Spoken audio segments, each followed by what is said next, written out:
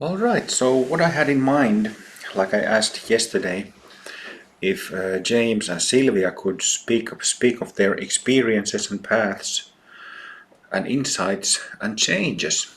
So I was thinking if Silvia could. I have few questions I'd like to ask you, just to give you some some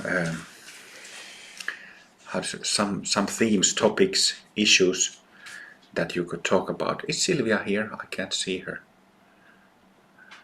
There she is. So, how long have you been Amrita Mandala practitioner now? Oh, I think it's difficult question. Maybe 4 years Only four. Has it been only four? or 4.5, maybe. Did you Yeah, start before or during COVID? I think it was during COVID. I'm really bad with this kind of times. So, how much hope do we have for having a good discussion when we already blunder with the first simple? Just teasing you. It was Pemako back then. Yeah, yeah. All right. So, around Mm. 4 years. Yeah. Mm. And then I have a very specific question. Mhm. And you're welcome to kind of just talk around it as much as you want. But what is it exactly that you have gotten from this practice?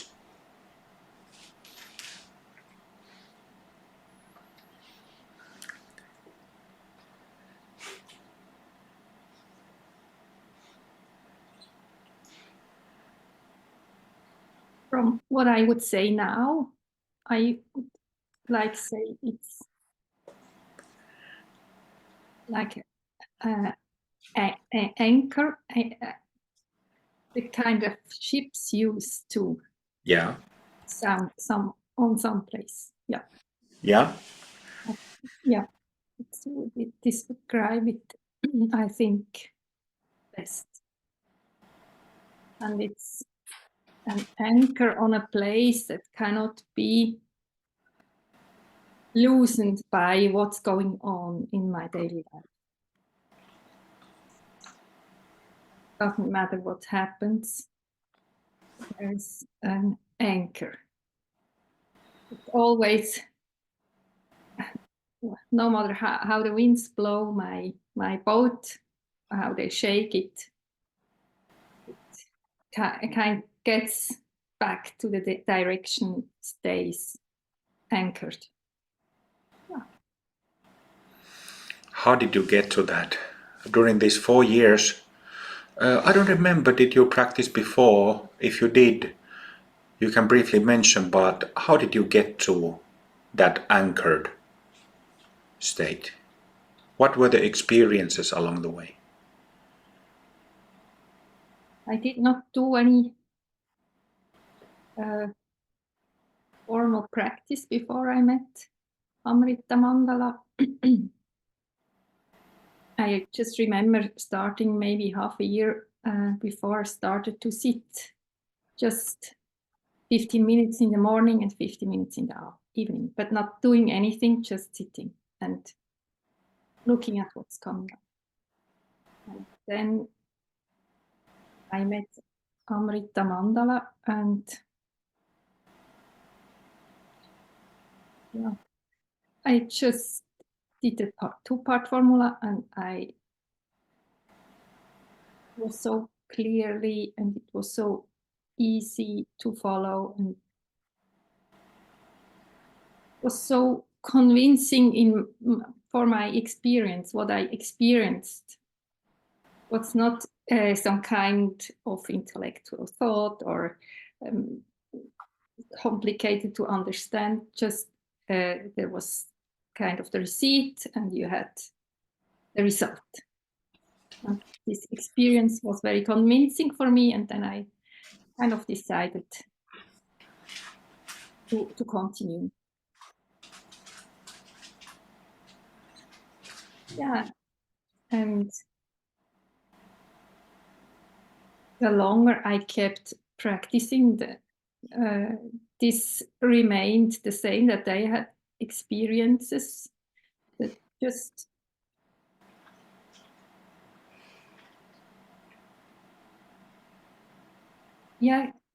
kind of let me see that stability, or this kind of anchor that also went more stable the longer I was practicing.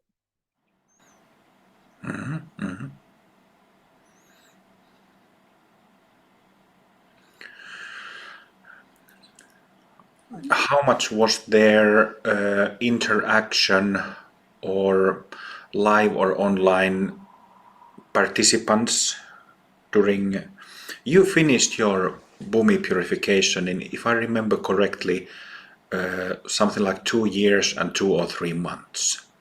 So openings and perfections within that kind of time frame. And how much of that did you practice with others, and what was the like significance of practicing with others during that time? Do you mean practicing with other practitioners? Yeah. Uh,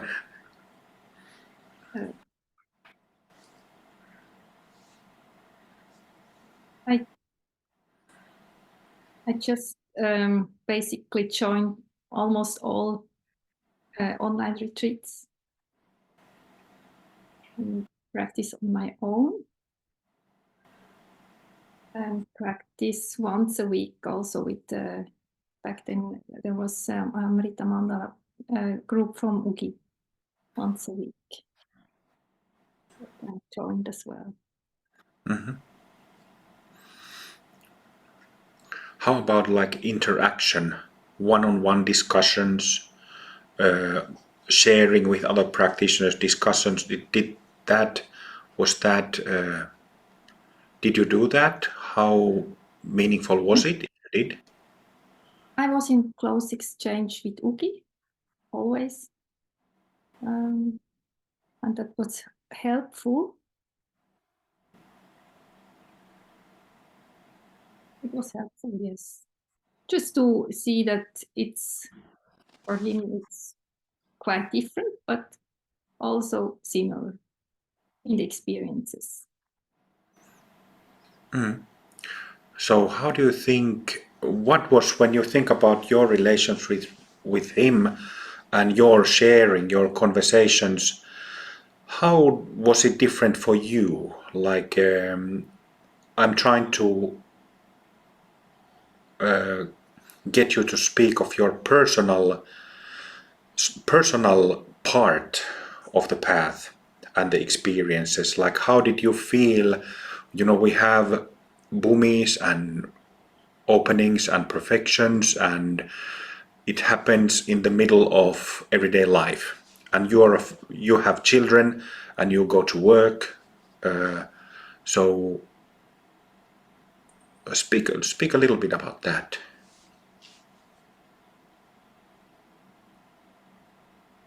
Like the personal. How did you feel about these things from your personal perspective? How did, like, we have plenty of material about, you know, accounts from other practitioners, but could you say something about how did it feel to you personally?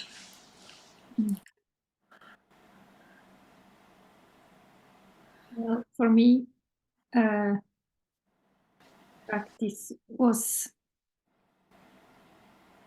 always a place to fill my tanks, so to speak. You get energy to become grounded within myself.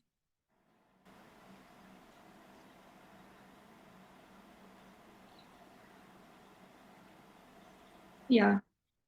It's, uh, uh, when it was difficult in life, then it was just a relief to be there in practice, and when everything went well, it was just nice to practice and strong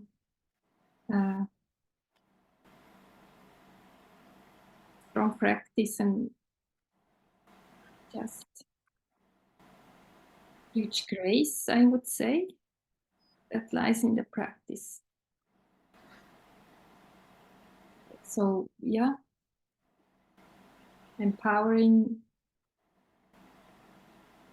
but also purifying. Yeah. I came to think that you have always struck me as a person who's kind of like a. I wonder if the same saying is in English, but like a natural child, like a child of nature. Do you understand what I mean by that? Mhm. So when you speak of a grace and an anchor, was that anchor?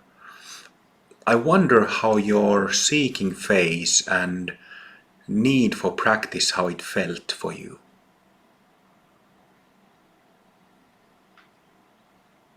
Do you understand what I'm getting to? Before I was practicing. Yeah. Yeah. Mm.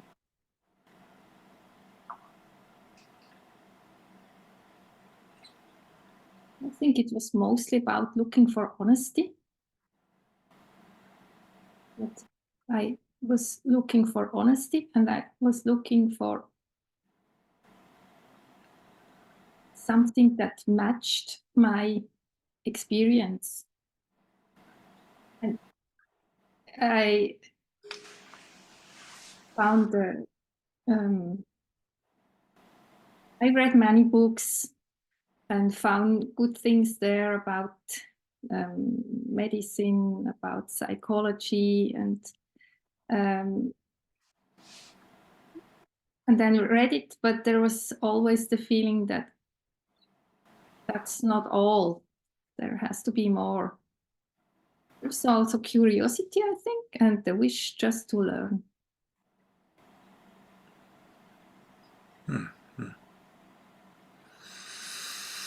And how has it been for you? You finished Bumi purification something about maybe year and a half ago or something like that? Yeah, I think it's almost 2 now. Okay. So how has life been since then?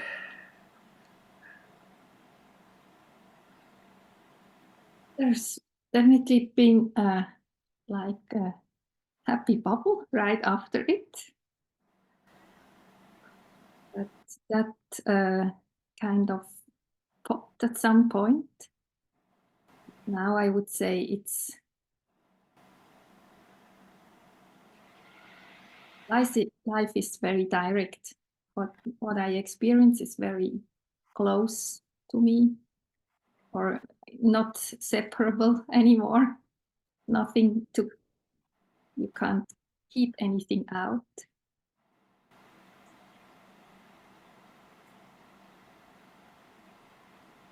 But I think ups and downs are coming and going as well. But as I say, this anchor is very strong and is still getting stronger and stronger. And I think at some point there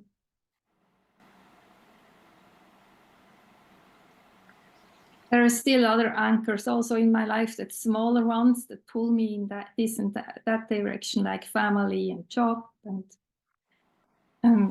but I think at some point there will be only one anchor left. I guess just yeah. How about purification of meridians? Are you like actively doing meridian practice? And if you are, how has that experience been?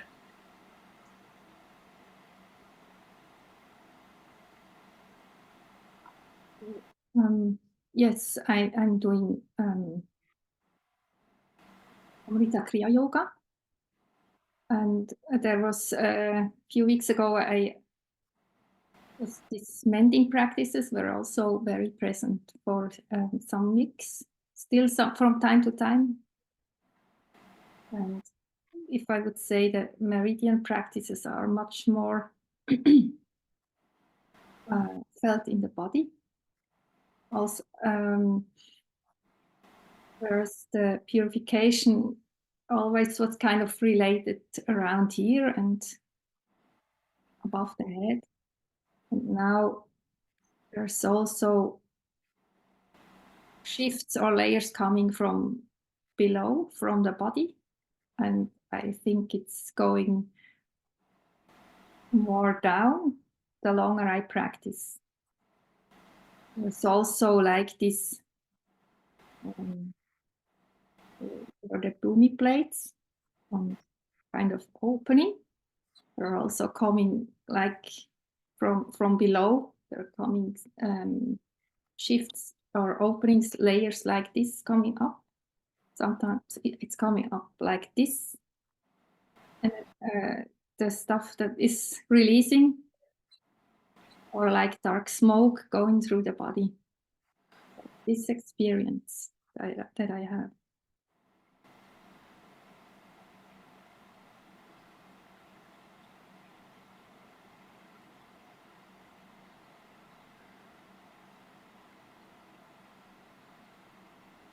There's also sometimes like just feeling very subtle from time to time that you just feel there's anger. You don't know where it is coming from. At first, your mind just creates thoughts about where is this anger coming from. It's a cause that of that. But with time, I realized that there's no relation between what I feel and what I am actually in my daily life. Not just I'm feeling anger. And with time, these feelings like clouds, they dissolve with practice. It's just an experience. It is. It's a whole discussion. In Amrita Mandala, we have the two paths relating to the two bodies. And in our system, it's kind of, well, so far at least, people who, I was focusing on figuring out and then learning from my gurus and then teaching the emptiness wisdom side, what we now call path of wisdom and clarity. I was focusing on that for many years, and because of that, at the moment at least, like the 21 people who have purified their bhumis, it's kind of like upside down, or the opposite way how it is in, let's say, established or mainstream Dharma, because in mainstream Dharma, whether we are talking about Tibetan Buddhism and different forms of it, or if we talk about Mahayana Buddhism like Zen, or if we talk about Theravadan Buddhism, there is strong element of calm abiding, shamatha, and concentration practices. But we don't have that in Amrita Mandala, or at least we haven't had the option of simultaneously doing trauma healing practice and light body practice at the same time with wisdom and clarity practices, or there's of course also the option of starting with trauma healing and working through traumas and opening up the meridian system before ever going to emptiness practice and bhumi practice. So in that sense, it's kind of topsy-turvy, but yeah, I have my own plenty of my own experience about these last few years I just had a third anniversary of 10th Bhumi Perfection yesterday, and since then it's been a both interesting and exciting, but also demanding and extremely demanding journey into trauma and my personal trauma, understanding trauma in general, and then working on my own traumas in particular. And it has taught me a lot about many things, about myself, about my past, about suppression of emotions, suppression of memories, about negative emotions, and also emptiness of emotions and emptiness of trauma. So all kinds of things, and of course, myself being a teacher of this art, it has also helped me to understand my own reactions as a teacher, and then understanding people who practice with me and their experiences. Anyway, I just came to say this because you mentioned you discuss about anger, and myself, I've had brief periods of depression. I had a long depression when I was a teenager, and anxiety and panic attacks I've had since I was something like 14, 15. So all these kinds of things, even though clearly you rest in the wisdom state, emptiness state. But this is actually something, I don't mean to talk that long because I'd like to hear James's story and things as well. But this is actually interesting because there has been so many specifically Buddhist teachers from Mahayana schools, specifically Zen, and then Tibetan lamas and rinpoches. In Buddha Dharma, the focus is very strong on emptiness. But having said that, there is typically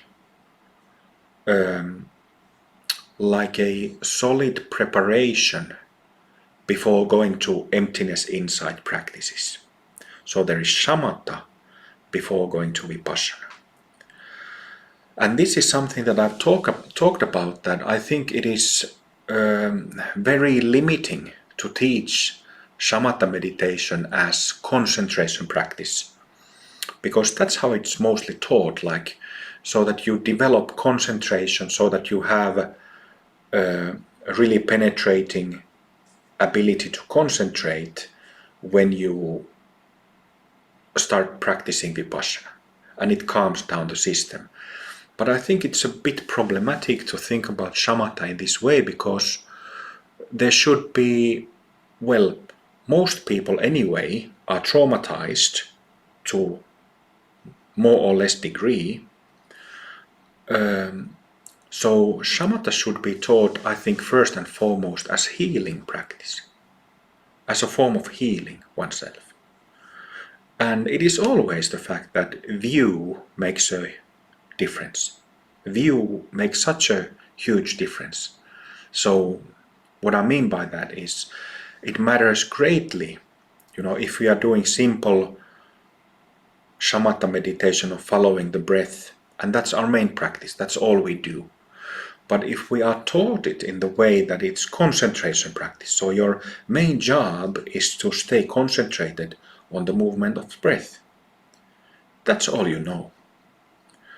On the other hand, if the same practice was given a bit different context of healing, so that when you follow the breath, it is the breath of healing, it massages you, it heals you, and so on, it would make a massive difference. So if we look at the past several decades, when teachers of Buddha Dharma from different traditions have taught and come to the West, there has been big problems with their traumas, also their blind spots and their keskeneräisyys, their, I don't want to say immaturity, but them being unfinished, many of them, in terms of emptiness practice. So this gives something to think about. What I just said about how shamatha is taught and practiced, isn't it? Because emptiness inside doesn't heal trauma, or if it does, it comes from around the corner. So it is not a direct way to heal and resolve traumas. It isn't. It's not that kind of practice. It's not the purpose of vipassana or wisdom is not that. So this is something to think about, something that I've thought and realized over the last few years. Thanks, Silvia. How about James? How long have you been around? 42, 41 years? No, like in the Sangha. I think it's just about 2.5 years now. 2.5 years. Hasn't it 2 been? years and a few months. Oh, I thought you've been around like 4 or 5 years. Feels like that. But Uh-huh, uh-huh. 2012, right? 2012. Right. So you also finished Bumis. Tell us about it. Yeah. I mean, I can kind of, the way I'm feeling right now, it kind of segues into where it started. Because like right now, I feel like there's a bit of anxiety right now. I feel like I'm anxious about this. And I didn't have anxiety until Silvia started talking. She's like, okay, well now she has to say something. And I have something for that. And there's anxiety building. And I was wondering, why is this anxiety here? What am I anxious about? And there's this feeling of never being good enough, like this low self-worth that I've always had. And it started when I was very young. And it's really this core trauma that I still have. That's what I'm really working on. That's what I feel like I'm really working on. And that started on very young when my father was he's just always beating himself up. He was just felt this worthlessness in him. And my mother did too, but not as bad as my father. But my mom was very very suicidal as a child. So with that, I was always on guard. Like I was always looking out to take care of my mom. So I was just always in this heightened state as a child. And that coupled with this low self-worth, I was always pushing myself to not feel like that. And I just kind of picked that up as a child of this very, like through osmosis, like you just mirror your parents, you mirror exactly how they are. And so and my father was like that as well. And he would make up for that by pushing himself to always be perfect, do things quickly. And there was like this endless accolades of like trying to look how good I am, look how I am worth it, I have value. And I mimicked that as a child. And I spent a lifetime of pushing myself to feel that I'm worth it, to feel that I'm enough. And it just my body started to fail, as it did with my father as well. And I started getting sick, really sick. I was sick for about 10 to 12 years. And then I finally got a diagnosis of celiac disease, and I had an autoimmune disease, and realized that like this constant fight or flight that I was in for a lifetime activated my body attacking itself. Like it was this constant attack. And so that happened. And then COVID hit, and I got COVID, and the infection wasn't bad. And I got basically long COVID immediately. And it went on for 3 years. And well, not 3 years, but it went on for a long time because I don't have it now. But it made me slow down. Like it forced me to slow down. And that's when I really started to meditate, because I used to meditate as a child quite a bit. And through my teen years, I was meditating quite a bit. And then I started to look into ways of regulating my body. How am I going to calm this thing down? Because it's in bad shape. I'm in bad shape.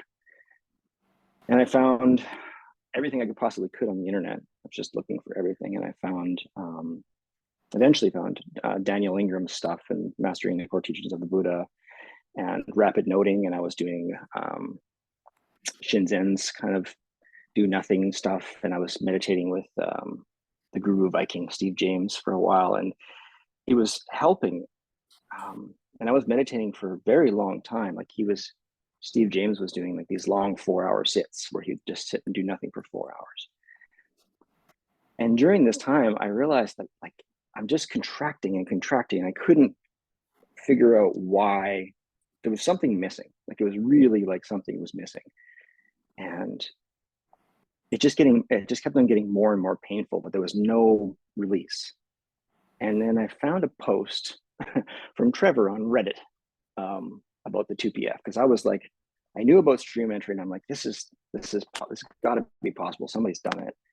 And I was looking at ways of attaining stream entry, and there was a 2PF.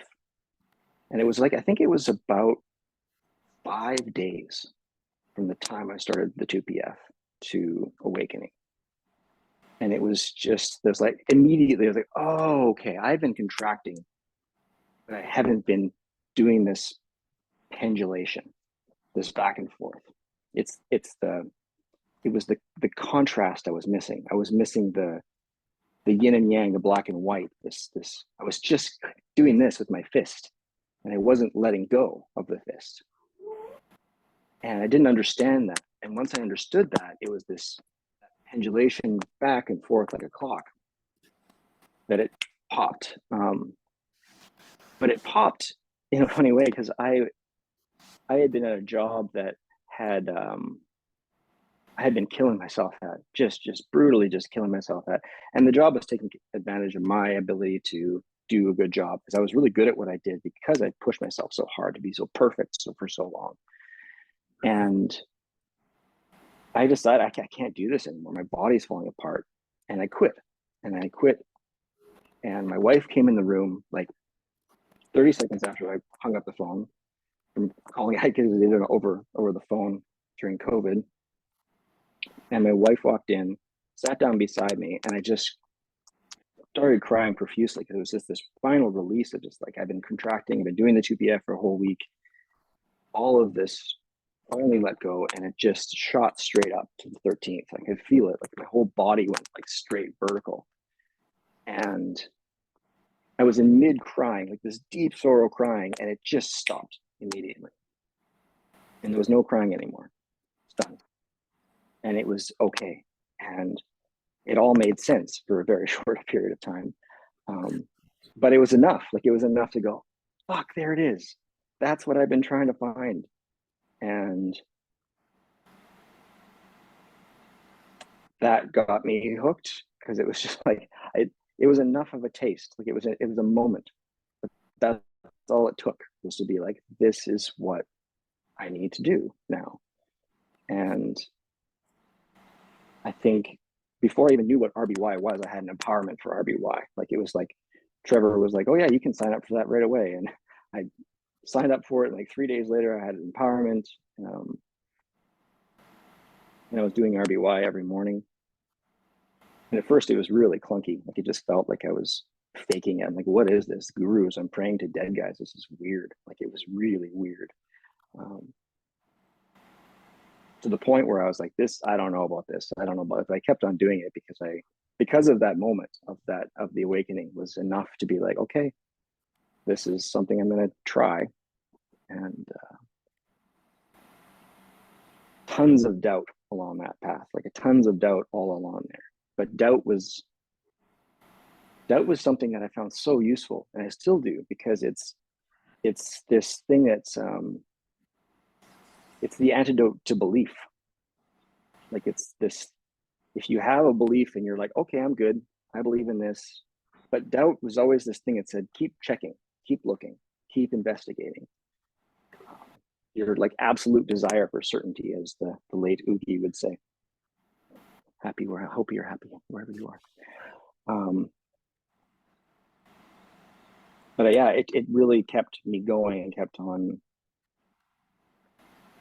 Even when there was certainty, but then the doubt was the other way to keep me going. And then once I found bodhicitta, because that was I think somewhere around like sixth perfection, where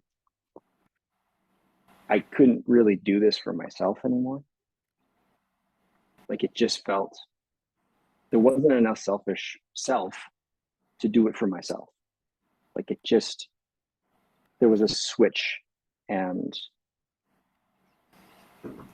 it felt really nice because bodhicitta, you can't do it selfishly. Like it is an altruistic, selfless act. And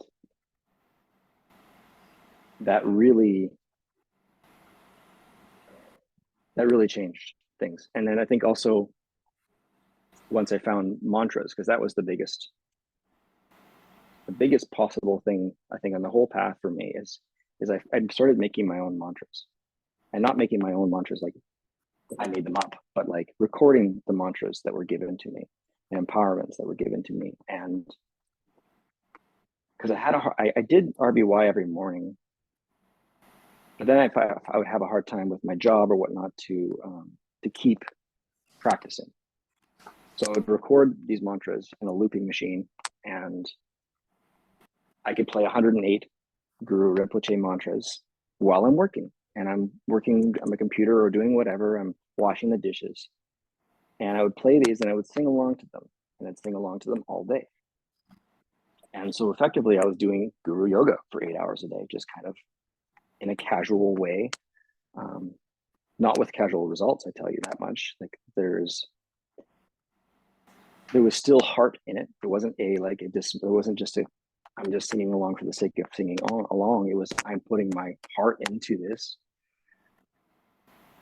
But it kept me practicing when I felt lazy, or I was tired, or I didn't have time, or it was just this, how do I incorporate feeling Guru all the time? How can I be one with Guru all the time? And how can I take refuge in Guru all the time? And that really made a difference. And I had a no tantra after 3 p.m. rule. That was, maybe you should probably implement that after waking up in the middle of the night. I would practice early in the morning, and at 3 p.m. I'm like, nope, no more. Now it's time to surrender. And I would do surrendering as almost like the 2PF. Like it was the other half of the 2PF. Like there was this contraction, the tantra, mantras, half the day ends. And then I would just go into this, how do I let go? How do I surrender? And I would lie down every day and have my hand on my heart, my hand on my chest, hand up like my chest and gut, and heart and gut centers really, and allow that to release. And I would walk the ladder up and down. And in hindsight, it was very similar to what Kriya was doing. It was something I was doing when I used to do jhanas. I was kind of going up, and like people would do jhanas very slowly, and they would sit for a jhana for a long time. But like I kind of got bored with that, and I would go up through the jhanas very quickly. And it's very similar kind of thing, up and down, up and down. And I quickly realized that once I would activate the channel, the central channel, that all the stuff I was churning during these practices in the morning would start to release in the afternoon. They would be highlighted, they would be brought up. I would be able to release them through these pure centers. I could feel them going into my heart center. I could feel them going into my gut center. And my body would go into Rushen, kind of Paravasta, and I would cry and shake, and it would be gone in an instant. Like I could feel it arise, like the mantras would churn, it would go in, there would be a release, and I could tell that it was gone forever. Like that part of it. There's still more in the way, obviously. But I kept going with that. I made the 12 embodiments into a mantra of empowerment for RBY and chanted that 10,000 times. So 12 of 120,000 mantras, just casually throughout the day. Like it was just this, and that was what I was doing right up to 10th. And there was a feel, it was the fear of getting on a plane. That just before, that's when 10th was perfected, because I was afraid of getting COVID again. Because COVID, in hindsight, and this is something I'd love to help other COVID patients with, is COVID is trauma. COVID is trauma of the body. COVID is trauma of the mind. COVID is an attack on the body and left my body in a heightened state. So there was this fear. And when that fear, I really had to face it and get on this plane, it popped. And it was, it's kind of fun because it was 10th perfection basically happened 3 hours before my flight to Mexico. So it was a very nice time in Mexico.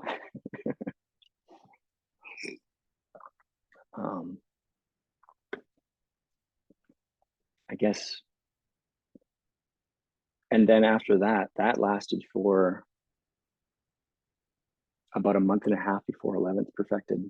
And it was about the same amount of time before 12th and then to 13th. 12th felt wonderful. 13th was very energetic. And now it feels, after that, it felt like there was just nowhere to hide. I think that's what Silvia was talking about too, is that there's things that arise and there are traumas that arise. And before there was this kind of layer of protection or something that I was able to protect or distract myself with. And now it comes and there's nowhere, you have to look at it. It's there. There's nowhere to hide from it. But there's a stability in emptiness that allows that to be manageable.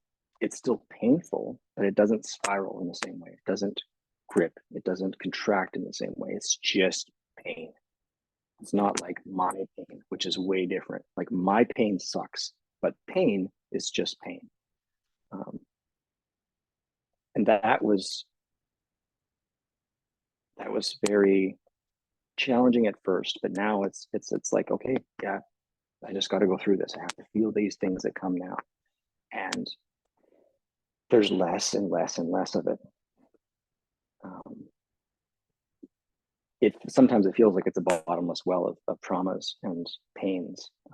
And even recently, about 2 months ago, I was doing a session with Karwapo, and I was trying to, just before 10th perfected, I was running through my entire life as kind of like a timeline, looking for what triggers me, or what, just kind of like from childhood to now, as in like a movie, and just going through everything and seeing where things were bothering me.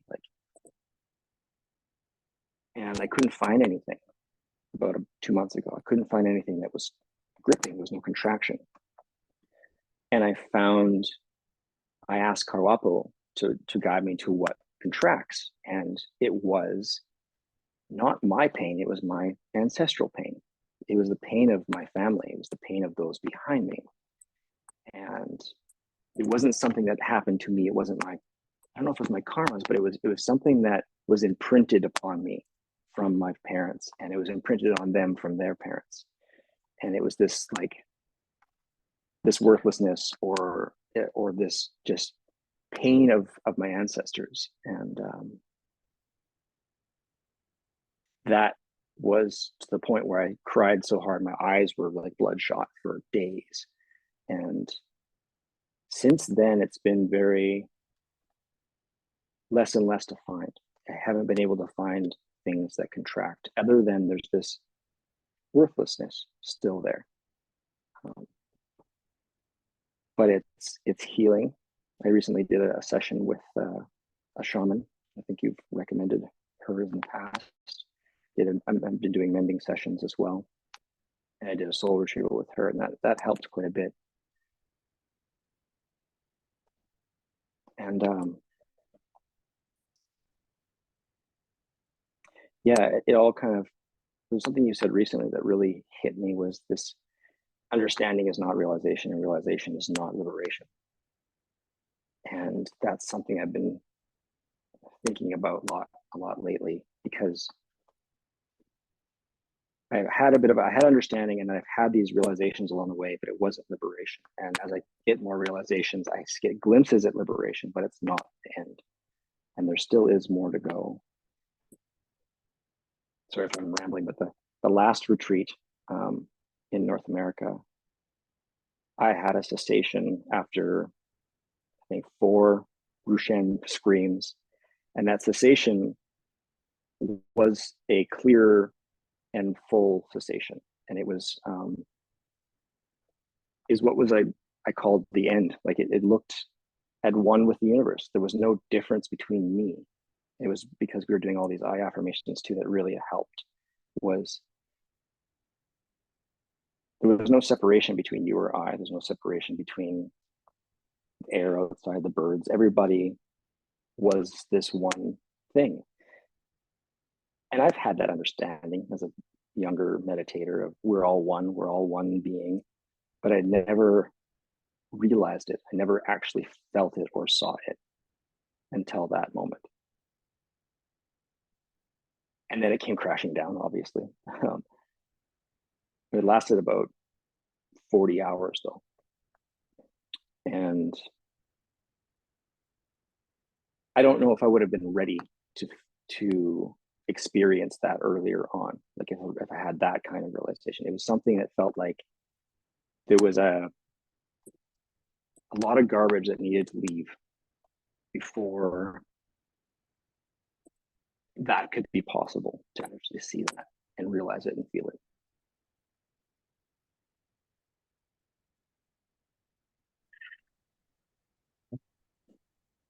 Thank you. Thank you, James. A Couple, long, sorry, life story. oh no, that's. I was yesterday talking about pragmatic dharma and how one of the features of it is openly talking about stuff. So this is what we're doing, right? But a couple of things came to our mind. So you are the present record holder of Bumi work. It took you, how long was it? Something around a year? 400 days. So that's 1 year, 1 month. Yeah, roughly. 1 year, 1 month. Let's see how long you hold the record. But I always thought that when I got James's reports in email, I was like, oh no, this guy is practicing way too much. And therefore making it so difficult for him, you know. But at the same time, it's kind of like if you drive a car in full speed and it's kind of going a little bit to the side of the forest, getting a little bit out of hand, but you're mainly able to drive it, keep it on the road. I guess it's fine, you know. That was James's style. It's like a cartoon rocket, you know. Yeah, exactly. Donald Duck driving a car. Something that you said with your 2PF and awakening experience, you mentioned in side sentence how you felt a connection with the highest Bhumi, 13th Bhumi. Did I hear it correctly that you felt it then? That's how I perceive it now. How I felt it, it was a visceral feeling, and I remembered it clearly. And it wasn't only till recently where I kind of realized that that's what clicked. Like it felt like it was this rope tightening, and it felt like energy shot straight up, and it was like a crack, like upwards. And it was like this kind of light above me, like it was shining down to me, and everything kind of aligned. And that happens lately too. When I do Kriya, my whole body kind of straightens out, my head will kind of go back, and there's just an alignment of the body that happens that's almost like forceful. It's like, oh, snapped there. Oh, my body's cracking, and it's like it puts you in alignment. And then once it does that, I can feel that there's tension in it, like this body trying to get back to its protection, because I have a lot of protection in my side, and it tries to pull it out, and everything kind of gets broken again. But then as it aligns, the whole body kind of starts to straighten. But yeah, that happened. But a couple of comments. So what you say about, the trauma creates like a shield around the body, and it keeps it like it arrests the flow of energy, and it makes the physical tissues very, very tense and rigid. Instead of just being able to remain open and relaxed, trauma keeps squeezing the subtle body, the meridians. It actually feels, my own experience, very descriptive way of saying it is like there's kind of like these tentacles that originate from the main traumatic knots, and they go all over the body, and they are like, when you have those thick rubber bands that you can exercise with. So you have these tentacles that are made of thick rubber, and they are not loose, but they are constantly pulling, more or less. So they are pulling the body together. I actually have I've been snapping my what do you call this, knuckles, and then I have to crack my chest bone and my back for many years. And at one point I realized that it's because these traumatic rubber bands keeps pulling it, keeps dislocating it, pulling it out of alignment. And actually, when I've done trauma work on myself, I noticed that I don't do it the way I did it before. Like I used to be snapping my chest and cracking my back almost daily, sometimes several times a day, cracking my back. But I barely need to do it anymore. All the practices we have for healing trauma, mainly what I've used is tapping practice and asana practice, Amrita asanas. Immensely helpful with that, just pulling the body open and interrupting that shield, interrupting it. So that's one. But when I was asking about that awakening, moment of awakening and feeling energy shoot up, I remembered that Sivakami, my teacher, she noticed, had enough subtle perception to notice it. And also the famous saint Ramana Maharishi, he explained how when his awakening happened, what I also witnessed is that the Kundalini shoots up, the famous Kundalini. It shoots up from the tailbone, up the spine, through the crown, high up there to the Mahasiddha chakras, 13th center. It shoots up and comes down and doesn't go all the way to the pelvic floor, but stops at the heart and then dissipates. And this happens like that fast. Like that, there's lightning of Kundalini energetics. And another thing, what I started to think about, James, is when you were describing so now your mind is resting in cessation. When you finish Bhumi purification, perfections of Bhumis, it rests in cessation, right? Emptiness.